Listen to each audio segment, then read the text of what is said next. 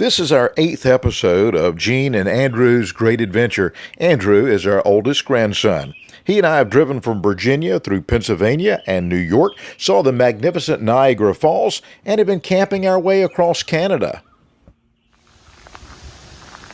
Many of the campers have already packed up and moved on. The larger RVs, they're still here. They may be here for a week or so.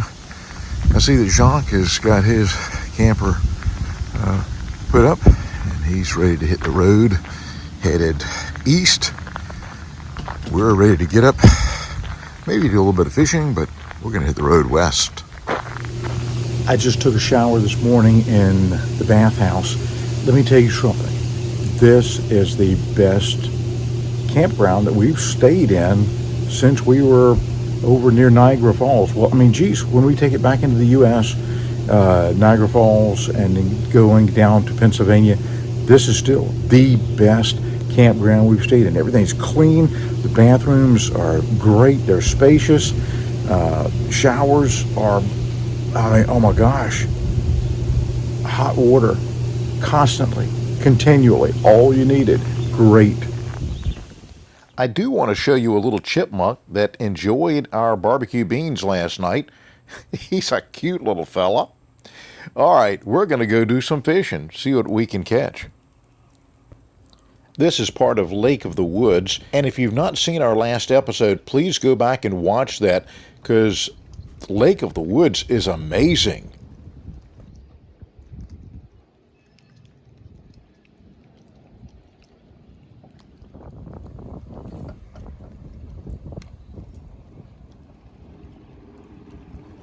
Andrew managed to catch a towel, but inside the towel, it was a double catch, because inside the towel was a crawdad.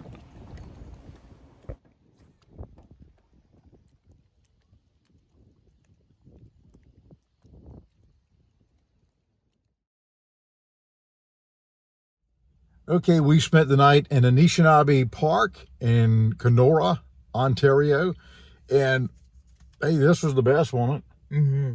Hey, the bathroom's great, the shower's great. We actually caught something in the water. We didn't keep anything because we're on our way out. We're headed to, where are we headed, Andrew? Winnipeg, Manitoba. Winnipeg, Manitoba. Let's go see what's there. Kenora is a very nice town. Has a population of around 15,000. While logging and gold were the main industries for Kenora for the last 50 years or so, tourism and recreation are the main attractions of today. On May the 10th, 1973, an interesting bank robbery happened here. A fellow walks into the Canadian Imperial Bank of Commerce, but he's not there to make a deposit. He wants to make a sizable withdrawal, like as in, give me all your money. He's got guns, and he's wired to a bomb. The bomb had what's called a dead man's switch, which means a clothespin is held between his teeth, wired to the dynamite. And if he were to drop the clothespin, everything goes boom. Not saying that he's the smartest fella, eh? Well, he succeeded in robbing the bank. However, a police sniper took him out once he was on the street. Needless to say, he dropped the clothespin, causing the explosives to blow up. Shop windows all along Main Street were shattered. The robber was never identified.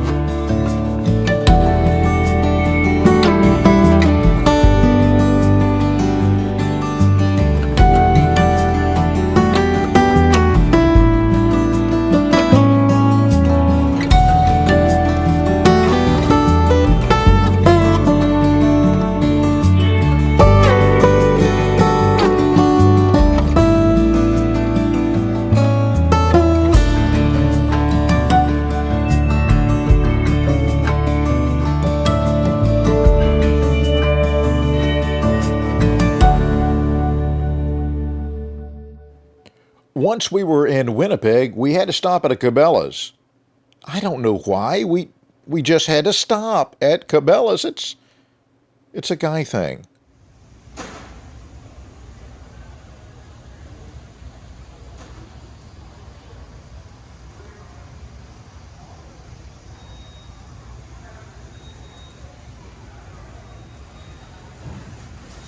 After looking around and, of course, not buying anything, we were hungry. So there was an IKEA nearby, and we do like IKEA, not just for the food, but for looking around. It's a cool store.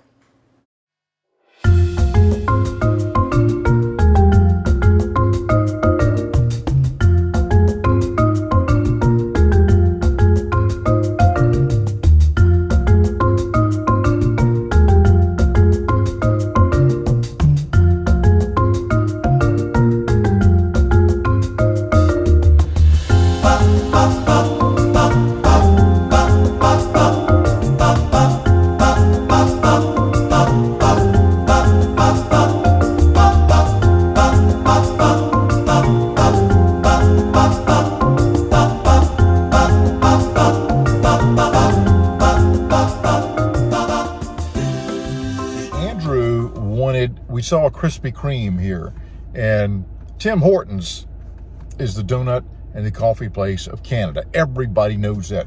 But this evidently is a brand new Krispy Kreme. It couldn't have been open but maybe a day or two. And so we decided, okay, we'll go get a box of Krispy Kreme donuts. I know I don't need them, but I want them. And so we can have a couple tonight and a couple in the morning for breakfast. And we didn't know what the line was we were pulling into, but we pulled into a line, and I'll show you some pictures of it in a second. I bet you there are like 50 cars in front of us in line for the drive-thru at Krispy Kreme. There's parking lot attendants out here parking people so that they can get in, park and go in and get their donuts. People are coming out with boxes of 4 and 5 dozen donuts. They're shoveling. They've got pallets lined up outside with flour and icing, shoveling it through a big door, garage door, as quick as they can. This is going to change Winnipeg, evidently forever.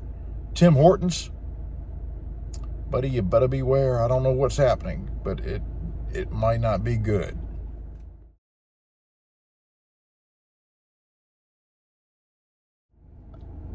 I have never seen anything to beat this, really. Tim Hortons, as much as I love you, you've got to be worried a little bit. That Krispy Kreme, we were in line for almost just a few minutes shy of 2 hours. It looped around and looped around and looped, and they were moving them through fast too. But there were probably 100 cars in front of us as we got there. We thought, hey, let's go grab a dozen donuts. And 2 hours later, we have a dozen donuts. Andrew, you want to show them what it looks like? Thank you, Winston-Salem, North Carolina, for the Krispy Kreme. You want to eat one for us? I'm saving it. We're gonna save it and savor it. And if you've never had a Krispy Kreme hot original glazed donut, you don't know what you're missing. You need to go try one.